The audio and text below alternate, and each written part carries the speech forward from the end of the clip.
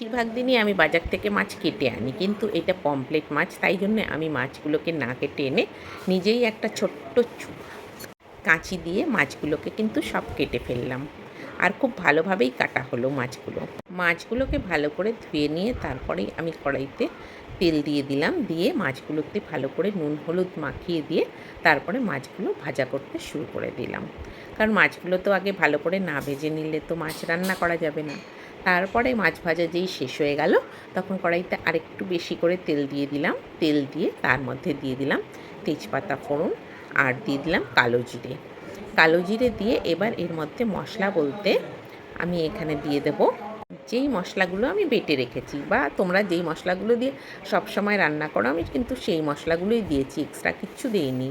যেমন হচ্ছে ধনে জিরের গুঁড়ো, আদা, রসুন, পেঁয়াজ আর কাঁচা লঙ্কা, এইগুলোকে বেটে নিয়েছিলাম, সেই মশলাটাই দিয়েছি। আর এবার দিয়ে দিলাম তার মধ্যে হলুদ দেওয়ার পরে আর তো দেওয়া বাকি থাকে নুন। এবার আমি তার মধ্যে নুন দেবই। এবার নুন দিয়ে আবার একটু ভালো করে কষিয়ে নেওয়ার চেষ্টা। কিন্তু আমি আরেকটা জিনিস যেটা তোমাদেরকে বলিনি, আমি কিন্তু বেশ কিছুটা আলু নিয়েছিলাম। সেই আলুগুলো কিন্তু আমি ভাজা করিনি, কারণ সবসময় আলুগুলো যে ভেজেই রান্না করতে হবে এমন কোনো ব্যাপার নেই। তো আলুগুলো আমি যখন মশলাটা কষানো হচ্ছিল, তার মধ্যেই আমি কাটা আলুগুলোকে দিয়ে দিলাম, দিয়ে ভেজে দিলাম। মানে মশলার সাথে ভাজা ভাজা হয়ে গেল। কিন্তু এটা কিন্তু আরেক রকম খেতে লাগবে, আর যেটা তোমরা আগে আলুটা ভেজে নিয়ে করো সেটা আবার আরেক ধরনের খাবার মতো মনে হবে। তো তারপরে মশলা দিয়ে ভালো করে কষিয়ে নিয়ে জল দিয়ে দিলাম আর দিয়ে দিলাম চাপা।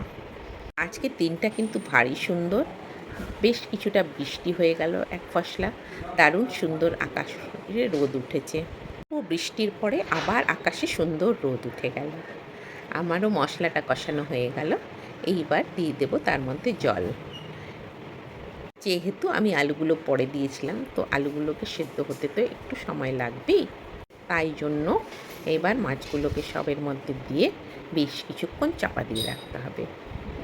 এটা একেবারেই ঘরোয়া রান্না, কিন্তু যেহেতু এটা তেল ঝাল, সেই জন্য একটু তেলের পরিমাণ বেশি, আর একটু কাঁচা লঙ্কা সাথে সাথে তোমরা একটু শুকনো লঙ্কাও গুঁড়োও দিতে পারো। কিন্তু আমরা যেহেতু শুকনো লঙ্কার গুঁড়ো খাই না, তাই জন্যে আমরা একদমই শুকনো লঙ্কা দিই না।